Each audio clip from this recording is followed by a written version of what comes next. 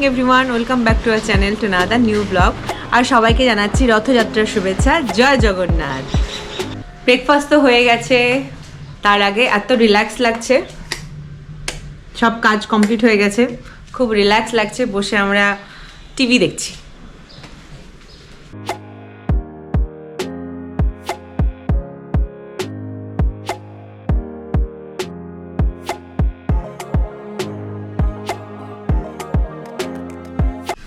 আমাদের প্রত্যেকটা ক্লিপেই তোমরা কিন্তু প্রচুর জলের বোতল দেখতে পারবে। আমরা প্রচুর জল খাই, ওই জন্য সমস্ত ভিডিওর ক্লিপেই কিন্তু জলের বোতল থাকবে, কিছু মনে করো না তোমরা। অ্যান্ড সকাল সকাল আমি বেড কাভারও চেঞ্জ করে দিয়েছি। এখন এত বৃষ্টি হচ্ছে না, চারিদিকে একটু স্যাঁতস্যাঁতে একটা ওয়েদার। বেডশিট না এক সপ্তাহে দুবার চেঞ্জ করতে হয় অ্যাকচুয়ালি এক সপ্তাহে। তো আমি একটা নতুন বেড কভার বিছিয়ে দিয়েছি। বেড কভার বেছালে না ঘরটা পুরো চেঞ্জ হয়ে যায়, আমার তো পার্সোনালি খুব ভালো লাগে। Hello everyone, good evening. তো বাইরে অঝোরে বৃষ্টি শুরু হয়ে গেছে আর আমরা তো রেডি হয়ে বসে গেছি। তো আজকে রেডি হয়েছি, তার কারণ হচ্ছে যাচ্ছি পাশে একটু ঘুরতে। এটাই তো বলি না তোমাদেরকে যে আজকে রেডি হয়ে গেছি, বাট আজকে কোনো ডক্টরের কাছে যাওয়া বা টেস্ট নেই, আজকে যাচ্ছি ঘুরতে বা শপিং মলে।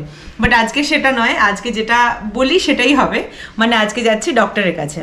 তো এর আগের দিনে তো আমি ম্যাডামের কাছে যাওয়া হয়নি, যেটা তোমাদেরকে লাস্ট বললাম যে ম্যাডাম একটু বিজি ছিলেন বলে আমরা ইউএসজি রিপোর্টটা ম্যাডামকে হোয়াটসঅ্যাপ করেছি। ম্যাডাম বলেছেন সব ঠিক আছে, বাট উনি একটু ফ্যামিলি ফাংশনের জন্য বাইরে ছিলেন বলে আমাকে আজকে যেতে বলেছে।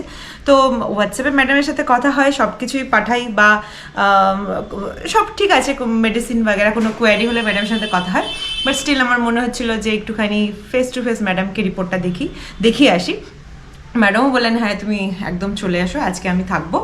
আর হচ্ছে বৃষ্টির জন্য একটুখানি ভয় পাচ্ছিলাম যে বৃষ্টিতে মানে কখন বেরোবো না বেরোবো, ভাবলাম যে একটু পরে বেরোই, বৃষ্টিটা একটু ধরো। বাট কি দেখো, যখনই বেরোবো ভাবলাম মানে যে টাইমটা ম্যাডাম আসবেন আর কি, সেই টাইমটাতে একটুখানি হাতে নিয়ে বেরোচ্ছি।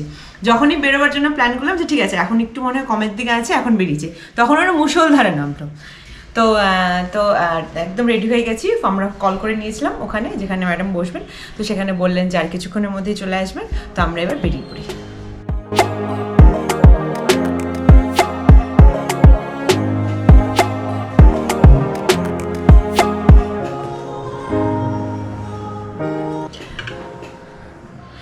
তো আমার ডক্টর ভিজিট তো হয়ে গেছে, করিয়ে চলে এসেছি, ফাঁকাই ছিল, তাড়াতাড়ি হয়ে গেছে।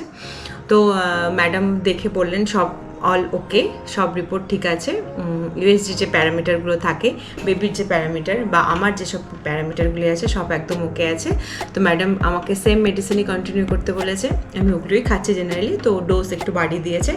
আর আরেকটা যেটা ইম্পর্ট্যান্ট উনি ফোকাস করেছেন যে পয়েন্টটাতে, সেটা হচ্ছে যেহেতু তোমরা জানো কি আমার এ নেগেটিভ ব্লাড গ্রুপ, সেহেতু উনি বলেছেন যে ফ্যামিলির যদি কেউ থেকে থাকে তো তাদেরকে একটু প্রিপেয়ার থাকতে, মেন্টালি প্রিপেয়ার থাকতে।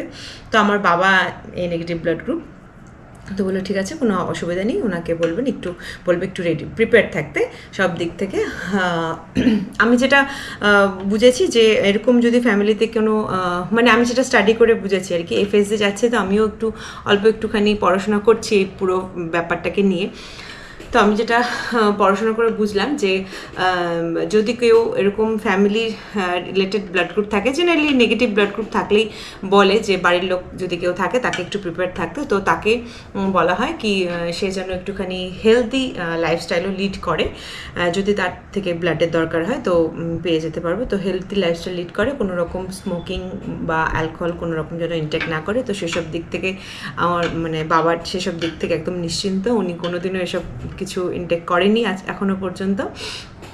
তো ম্যাডাম ওটাই বললেন যে সেই জন্য একটু হেলদি লাইফস্টাইল লিড করে, দ্যাটস ইট, আর কোনো অসুবিধা নেই। আর হচ্ছে আমাকে একটা প্রোটিন পাউডার উনি লিখে দিয়েছে, ওটা আমাকে বিডি করে নিতে বলেছে, দিনে 2 বার খেতে হবে, উইথ মিল্ক অর ওয়াটারও খেতে পারি, কোনো অসুবিধা নেই, বাট আমি প্রেফার করবো মিল্ক দিয়ে খাওয়ার। তো আফটার ব্রেকফাস্ট আর ইভিনিং যে সময়টা ক্যালসিয়ামটা খাই, তারপর ওটাকে আমার খেতে হবে, মানে ক্যালসিয়ামটা খাওয়ার আগে ওটাকে খেতে হবে। তো তো এই ছিল আজকের চেক আপের আপডেট। তো আজকেই আমরা ওই যে প্রোটিন পাউডারটা আছে আজকেই আমরা কিনে নিচ্ছি, যেন কাল থেকেই আমি এই রুটিনটা ফলো করতে পারি। যেহেতু 30 উইক আমার কমপ্লিট হয়ে গেছে, এখন টাইম চলে এসছে, আর বেশি দিন ওয়েট করবার নেই। তো এখন থেকে একটু অন্যরকম ইয়েতে প্রসেসে আমাকে চলতে হবে, আর একটু সাবধানভাবে চলতে হবে। মানে যে বাউন্ডারিটা প্রথম 3 মাসে ছিল, যে রেস্ট্রিকশন ছিল, আবার কিন্তু শেষ 3 মান্থসে সেম রেস্ট্রিকশনই শুরু হয়ে যায়।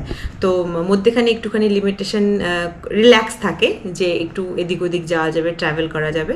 তো কিন্তু এখন কিন্তু সেই রিল্যাক্সটা নেই, আবার আমাকে বাউন্ডারির মধ্যে থাকতে হবে, কিছু কিছু রেস্ট্রিকশন আমাকে মানতে হবে। যেহেতু এই আর ডেলিভারির বেশি দিন বাকি নেই, যেহেতু আর বেশি দিন বাকি নেই, যেহেতু বিফোর ডেট যদি কোনো রকম কিছু প্রবলেম না আসে, আশা করি আমার এরকম কিছু প্রবলেম হবে না। তো তার জন্য আমাকে একটু সেফটি প্রিকশন মেনে চলতে হবে। তো ব্যাস দ্যাটস ইট, এটাই ছিল আমার চেক আপের আপডেট আজকে। আসার পথে আমরা একটু বাজারও করে নিয়ে এসেছি, তার রাত্রের রান্নাও রেডি আছে, জাস্ট রুটি বানাবো, বা ও যদি ডোসা খেতে চায় ডোসা বানিয়ে দেবো একটুখানি। বাড়িতে চলে এসছে রথের মেলা স্পেশাল গরম গরম জিলিপির শুভ উদ্বোধন। কোন মেলা থেকে এটা? ইসকনের ওখান থেকে? না না, জলপাইগুড়ি। ভিড় ছিল? নো এন্ট্রি ছিল? বড় গাড়ি নো এন্ট্রি, বাইকের খোলা। আর বাসও নো এন্ট্রি? সব বন্ধ। আমি তো এবার যেতে পারিনি, লাস্ট ইয়ার গেছিলাম, নেক্সট ইয়ারও যাবো। ভিড় মেলাতে তো লটকা আনতে পারলাম না, এই জন্য জিলিপি খাই। তা আমরা ডিনারের পরে করে নেবো, তাই তো? কিছুক্ষণ পর এটা খাওয়ার পর একটু লেট হবে ডিনার করতে। হ্যাঁ ঠিক আছে, ততক্ষণ আমরা টিভি দেখি। তো ডিমটা আনার পর, ডিমের পাতাটা আনবার পর না, আমি এরকম একটা পাত্রে জল নিই, সেখানে একটুখানি ডিমগুলোকে ধুয়ে একটা কাপড়ে মুছে আমি এরকম একটা জুটের একটা কি বলবো, একটা ইয়ের মতন আছে, ট্রেন টাইপের, কান্দা উঁচু এটা আছে, এটার মধ্যে রেখে দিই। আর এটা আমি ফ্রিজে রাখি না, এখন আমরা ডিমটাকে বাইরেই রাখি, কিন্তু তার আগে একটু ক্লিন করে নিই, দেখতেও ভালো লাগে, আর ইউজ করবার সময় একটু পরিষ্কারও থাকে, সুবিধাও হয়, তো সেটাই করছি।